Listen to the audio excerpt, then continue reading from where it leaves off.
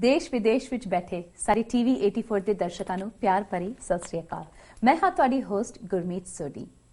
ਜਦੋਂ ਅਸੀਂ ਪੰਜਾਬੀਆਂ ਦੇ ਬਾਰੇ ਗੱਲ ਕਰਦੇ ਹਾਂ, ਸਿੱਖਾਂ ਦੇ ਬਾਰੇ ਸਪੈਸ਼ਲੀ ਗੱਲ ਕਰਦੇ ਹਾਂ, ਤੇ ਕਿਥੇ ਨਾ ਕਿਥੇ ਸਾਡੇ ਸਾਰਿਆਂ ਦੇ ਲਿੰਕ ਪਾਕਿਸਤਾਨ ਵਿੱਚ ਜ਼ਰੂਰ ਜੁੜੇ ਨੇ। ਪਾਕਿਸਤਾਨ ਪੰਜਾਬ ਵਿੱਚ ਜਿਸ ਦੇ ਨਾਲ ਵੀ ਗੱਲ ਕਰੋ ਹਮੇਸ਼ਾ ਕਹਿੰਦਾ ਹੈ ਜਾਂ ਤੇ ਮੇਰੀ ਦਾਦੀ ਜਾਂ ਮੇਰੇ ਗ੍ਰੇਟ ਗ੍ਰੈਂਡਫਾਦਰ ਜਾਂ ਮੇਰੇ grandfather or my mother is from Rawalpindi or Peshawar। ਸੋ ਕਿਥੇ ਨਾ ਕਿਥੇ ਲਿੰਕ ਜੁੜਿਆ ਹੈ, ਬਟ ਕਿਸੇ ਨੂੰ ਟਾਈਮ ਨਹੀਂ ਹੁੰਦਾ to go back to find out that ancestry, to take a look at the beautiful place ਜਿੱਥੋਂ ਪੰਜਾਬੀ ਔਰ ਸਿੱਖਾਂ ਦਾ ਕਲਚਰ ਸ਼ੁਰੂ ਹੋਇਆ ਸੀਗਾ। ਔਰ ਉਸ ਦੇ ਲਈ there's a great man who started writing a book to bring that out about a region called Pothohar। Pothohar Punjab Pakistan ਵਿੱਚ ਇੱਕ ਨਾਰਥਰਨ ਏਰੀਆ ਹੈਗਾ ਜਿੱਥੇ ਕਿਹਾ ਜਾਂਦਾ ਹੈਗਾ ਕਿ ਪੰਜਾਬੀਆਂ ਦਾ ਜਿਹੜਾ cradle ਹੈਗਾ, the ਜਨਮ ਸਥਾਨ of the literature and poetry took place from there। We're talking about the late Sardar Beyant Singh Mehar, who started writing this book, Sikhs of Pothohar। Now after his death, he passed away a little while ago, this work is beautifully being carried on by his granddaughter Anusha Mehar, who's with us right here in the studio। Sat Sri Akal, Anusha, and it's a pleasure having you here with us। Thank you for having me। And talking about all of your work, you're a freelance writer and you also have mixed media education with 10 years of experience working with immigrant youth, young women and other underprivileged people, and not only just locally but on an international level। And also you hold a BA from CUNY Hunter right here locally in Spanish arts and literature। So now tell me a little bit about this book that you guys are writing, okay? Because I know you've taken this work forward, and in this, from what I understand, it's going to have chronicles of prominent people, places and households of Pothohar, collection of biographies, photographies, you name it। Everything is going to be in this book। तो मैंने ये दसो कि इस book का mission की हैगा? Why did this book come about? Well, my grandfather was a humble man, so to speak, and he was constantly encouraged by his peers and by our family to write a memoir because he was an illustrious storyteller। He, by profession, was a pathologist, and he had a lengthy career in the medical field, but he was a natural-born storyteller, which is certainly where I get it from। And he couldn't return to the region in his older age, but he was so passionate about it, and his stories were so vivid about the landscapes and the individuals that came from that area, and his experiences at festivals, family narratives, and speaking of Pothohar as really a cultural hub for him that he held so close to his heart, that he was encouraged by a young friend to finally pen all of this down। And he took her seriously। There was a peace conference, I believe it was in like 2005. He wanted to travel alone by himself। It was held in Lahore in Pakistan, and at that time he was in his late 80s, and my family sort of intervened and said, we really don't think you should go by yourself, Dak Sahib, or Opaji as we refer to him। And he heeded warning, but his heart was there। His heart was always there। So he grew up, of course, he grew up there। Yes, he was born near Bishandor। Okay, yes। So you know, this was his mission। How long ago did he start writing this book? He would have started this project in about 2010। Okay।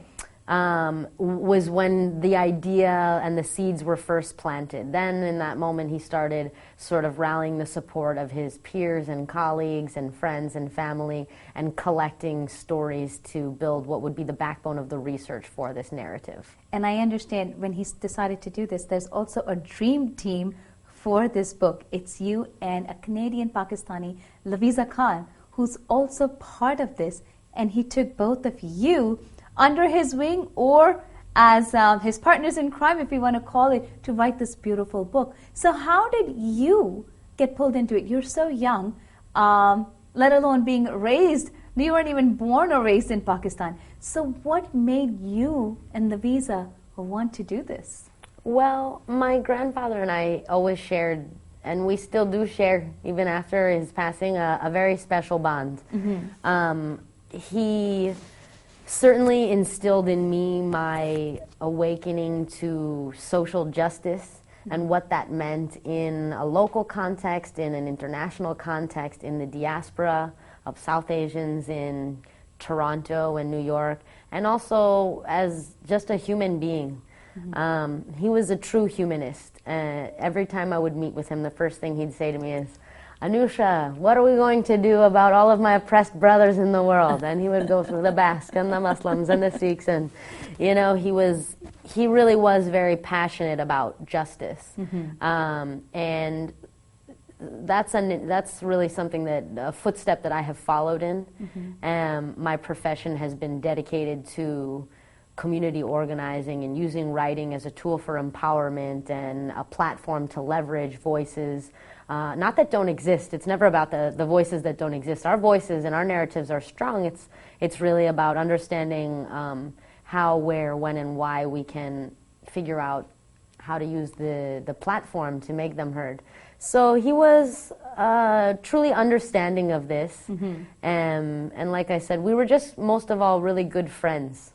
And so he pulled me in, he told me, "Anusha, I have this idea. Is it crazy? What do you think, Anusha ji?" He asked you. Okay. Yeah, we had a very unique relationship. And I said, "No, Opaji, I think it's really a beautiful idea." I encouraged him so much. I loved hearing his stories. Really, I grew up sort of hanging on every word that he had to say. And Lavisa was pulled in because she was in high school actually at the time, and my grandfather was invited to her school to speak on the Sikh religion and sort of interfaith relations in the Toronto area, as he was invited to many places, congregations, schools, organizations, because he was such an upstanding leader in the community in terms of I would say cross-cultural understanding. And she was very moved by his lecture. She and her brother were both very moved by his lecture. And they approached him to invite him to their home afterwards to meet their family. And a beautiful relationship was born. At that time, he was looking for an assistant for when I wasn't in Toronto to sort of help with the physical part of the writing. His stories, he had such wonderful penmanship, and he would handwrite everything. So we just sort of started this process by transcribing for him and listening, the sort of listening to the stories and either typing them directly on the computer or reading his writing and transcribing it and having that conversation, which would later lead to the sort of structure and skeleton of the whole Pothohar manuscript, Sikhs of Pothohar manuscript. I have to ask this. You seem very young yourself, of course. From what I'm understanding, you both started this as teenagers, because if she was in high school, I'm sure she's a good friend of yours, so you must not have been that far off in age. I'm a little older than Lavisa. But at that time, even if you're in your early 20s or late teens, writing a book, and that too about Pothohar, which is, that's a heavy, heavy book right there, to talk about these kind of things, to talk about the culture, the art, the literature, all these things. What would want to make high school teenagers or just graduated teenagers want to do something like this? You could have been out there partying and doing other things rather than sitting to an elder person and writing these down for him. Well, I'm deeply inspired by my family's narratives. And I think that especially, I'm a young woman of mixed heritage. I'm half Punjabi, I'm half German. I grew up in New York. I'm a born and raised New Yorker. So I really, but I was mostly raised by my Punjabi family in terms of familial relations go. And it was my grandparents that were in the Toronto area, or my aunties, and there wasn't many of us here back then. And I was always very curious. I think, my parents coming from two different cultures and having a very sort of epic love story, and my grandparents were married for 70 years from Pothohar. They traveled from that region to the States, to then Toronto. They lived in Nigeria and Dominica, and then back to Toronto again. And I think I have a very adventuresome family, and we're all animated storytellers of sorts, really. And you know, I think just the preservation, the understanding from a very early age, the preservation of these narratives and how important it is, because especially with Pothohar, I mean, in my research, it's something I can tell you, there's not a lot of information you'll find on the internet about Pothohar. In fact, the region, when I say that to Pakistanis, they say, you must be very old school, because nobody even calls it that really anymore. What do they call it now? They refer to the cities by their name, or they call it Punjab, no? Okay. But the Pothohar Plateau is a sort of very specific region in Punjab, Pakistani Punjab, and you know, again, I've always just been sort of fascinated by the preservation of these narratives and understood the importance of them. But it was never something that was like, you know, I have to do this to be, it wasn't intentional, I suppose. It was just that I enjoyed it so much, because those experiences to me translate to me spending time and sharing with my grandfather and sharing a part of his history. And he was, I tell you, he could tell you the day and time of an important historical event in his life or in history at large, you know, until his dying day at 93. He was sharp as a whistle. Wow. And so, you know, it was really just about the experience of sharing that time that was inspirational in and of itself. And the work started writing itself. Well, you know what? We're going to take a short break. And after the break, when we come back, I want you to tell me how that now narrated further into you carrying his work forward. So you know what? Stay tuned. We'll take a short break and be right back.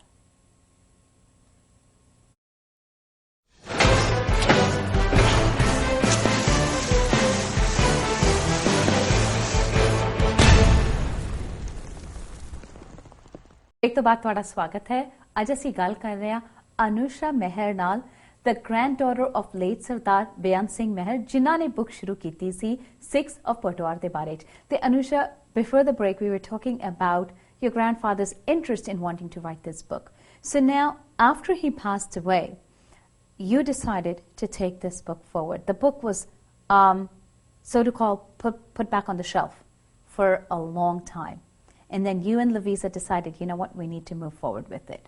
But when you decided to move forward with this, there was another aspect that came out of it. And from what I understand, it's called Five Water Daughter and the Lion's Tail. Where did that come from? What does that have to do with Sikhs of Pothohar? So, Five Water Daughters and the Lion's Tail is the contextualization of Sikhs of Pothohar in the present context. Lavisa and I we had committed to finishing the project for my grandfather's, what would have been his 94th birthday, this past October. And in reaching out to some academics or scholars that are working sort of in overlapping themes in the region, we had a sort of underwhelming response. Not because people weren't interested in the project, but because it is far away. There was no personal connection, I think.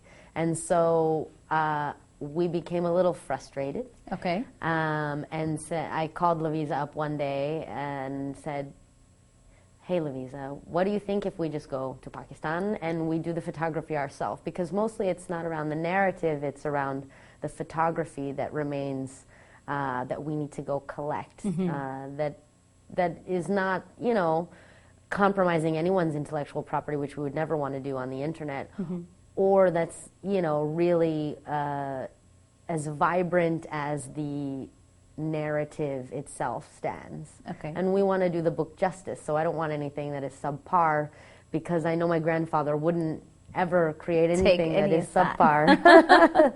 And so it has to be to perfection.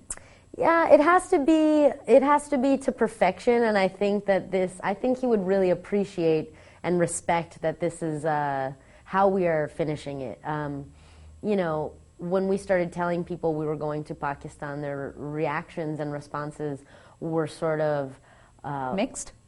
They were frightened for us, quite frankly, or Okay. they were worried for us. And a lot of times it was a negative response because of the current situation in Pakistan, but also because of the current media representation of Pakistan in the West. Well, here's the question. Have you been to Pakistan before? I've not been to Pakistan. And you'll be traveling to Pakistan when again? In February. Okay, so that's pretty much next week. Yeah. It's right around the corner. Inshallah, as they say. So you know what? So now hearing all these things that are going on in Pakistan, yet wanting to take this project on to go visit there in person, does that not seem daunting? It doesn't. We're not foolish. We're certainly paying very close attention to current events. But the whole 5 Water Daughters and the Lion's Tail is paying homage to using my grandfather's narrative as a map or a key or a legend, so to speak, to retrace his footsteps, use his words to retrace his footsteps and gather the imagery that we need to illustrate this narrative in an exceptional way. And also, to have the experience of traveling to Pakistan together. This will be Laviza's second time in 15 years. She went last year, and it was the first time in 15 years. And, there is, I think, a grave misrepresentation of South Asia in Western media at this time, or it's an incomplete narrative. We even see that in Indian media, though. Exactly. So it wouldn't be just the Western media. Even the Indian media is showing, especially with what happened recently in Pathankot, and the tension that has flared up between the two countries. So I ask you again, does it still seem daunting? It's not daunting. I see it. I will be careful. Certainly, safety and security is first and foremost on this trip, especially as I am taking Laviza, who is my mentee for all purposes, and who is a young woman who I care deeply about, and I see her as sort of being under my wing and in my care while we are abroad together. But it's not daunting. I think we have a responsibility. I think we are privileged in some sense to have the opportunity, God willing, that everything works out with visas, to travel to Pakistan. And to support a truer representation here in the diaspora, So the 5 Water Daughters project is really about diasporic work and deconstructing the narrative of what it means to be South Asian in the diaspora, because that is my experience. That is Lavisa's experience. And so I have, 10 years experience plus. And just life. My life passion is working with young women, with young people, building and deconstructing our intersecting identities, and very much a part of me wanting to uphold and honor this project is touching my own roots and my own grandfather's land, walking where he has walked, because I really believe you can't move forward unless you know where you've come from. So when you visit Pakistan next week, what are the different places that you're planning to travel to? What are the different areas you'll be covering? So many. A lot. So many. Name me a few that you have on your list so far. I mean, we're going to hit the majors, Lahore, Karachi. There's a literature festival in Karachi hosted by Oxford Press that I do hope to attend, hopefully, if I'm able to get there in time. And then mostly we'll be focused in and around Islamabad.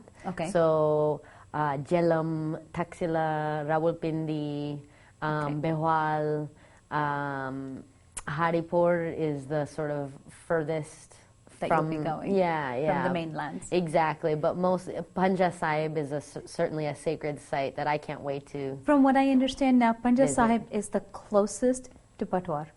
That's the closest place from Pothohar.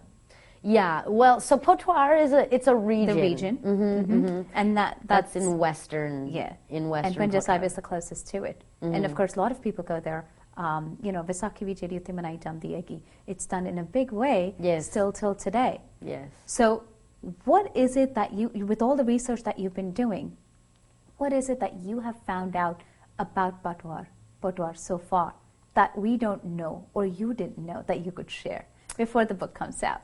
I am deeply moved by the stories that I find from the region that detail it as a place in a very exemplary way of peace and interfaith relations, despite existing in worlds of chaos or time periods of chaos or tension.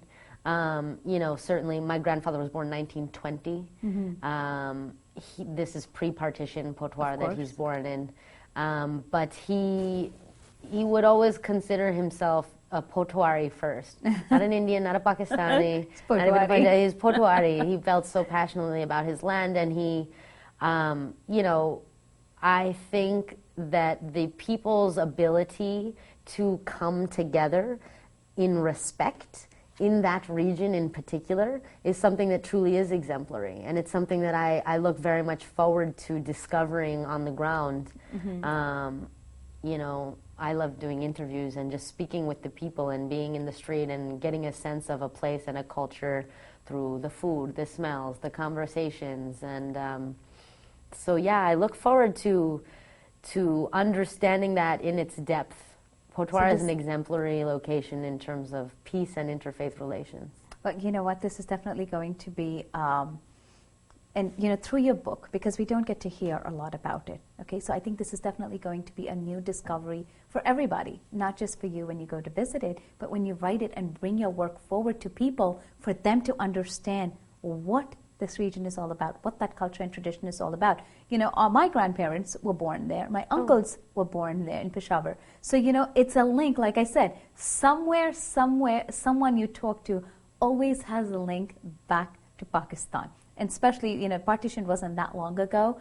So I think we all can relate to it in some way or the other. So I'm sure through your book, we'll be getting a lot more discoveries than what we just know about. So when is this book launching? There is no set date just yet, but we have a fundraising campaign in Indiegogo to finish and complete the actual narrative with the photos and send us to Pakistan and bring us back. But we're looking about June.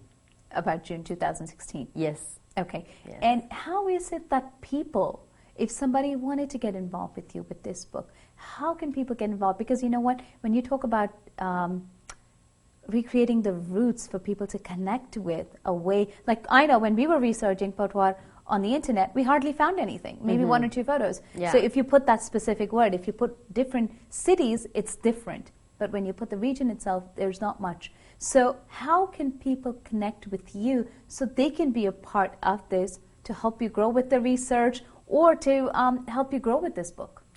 They can contact me directly. We have a website. It's sikhsofpothohar.wordpress.com. Okay. But people can also reach out to me directly. You can get me on Facebook. I'm Anusha Mehar. On Facebook, I can leave you. Should I give my email? Absolutely. Yeah, I can give that now. I mean, it's Anusha, ANUSHA.Mehar. Okay. MEHAR@gmail.com. Okay. Through the website, we also have a contact information, and that also connects to the Indiegogo fundraising campaign. And I always say we only know what we know.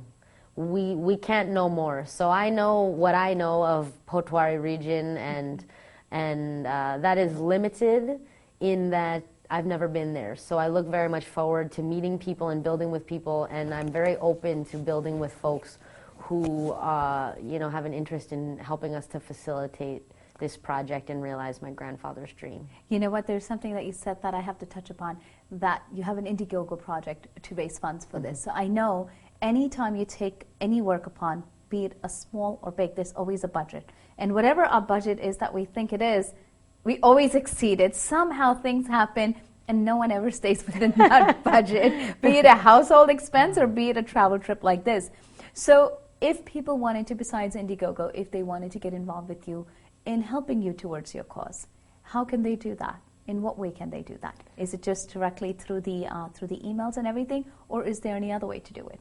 In terms of reaching us for funding, it would be best. So if someone wanted to help. Yeah, that would be, yeah. it would be, we would love that. We'd love that. Never say no to money. We'd love that. And mostly we want to build a very consequent trajectory of where people's funds will be allocated and how it will be allocated, and really everything is going to the trip, you know, to ensuring again the safety and security of myself and Lavisa, and the efficacy also, because we don't have a lot of time. Lavisa is a master's candidate in Toronto pursuing a certificate in international development, and she has off from school.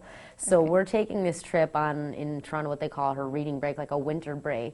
So, you know, just in terms of getting on the ground and meeting all the people that we want and need to meet, and all of the places that we hope to photograph. And, you know, very recently, well, I digress. You can get me at my email, anusha.mehar@gmail.com, the Indiegogo. And also, you know, we are open to other types of support also. We're not just limited to people contributing their funds. If there are ways that individuals would like to be involved, whether it's through making connections for when we're on the ground, or connections here as to how we can continue to workshop, you know, the Five Daughters Project. When we are back home in the diaspora, we're very open. Or if they have information or photographs or what have you, we're really, really open and willing and thankful and grateful. Great. Yes. Well, you know what? I want to thank you so much for being here with us, and we'll look forward to your book launch coming later this year. Thank you so much for having me. With that, we want to thank you all for watching us today. And ਉਸ ਦੇ ਨਾਲ ਹੀ ਤੁਸੀਂ ਸਾਡੇ ਨਾਲ Facebook ਤੇ ਵੀ connect ਹੋ ਸਕਦੇ ਹੋ. Any social sites, Facebook ਤੇ, TV84.tv, and of course on Twitter as well. Give us your thoughts, give us your feedback. We would love to hear from you. How and what is it that you would like us to bring to you? We're always here to address the issues that no one else is. Us de naal hi, I want to thank you so much for watching our show today, and stay tuned for the new exciting programs coming up later on today with Dr. Amarjeet Singh, Neelam Kaur, and then again at 9:30 with Reet Kaur. Us de naal hi, mainu do ijazat. Sat Sri Akal.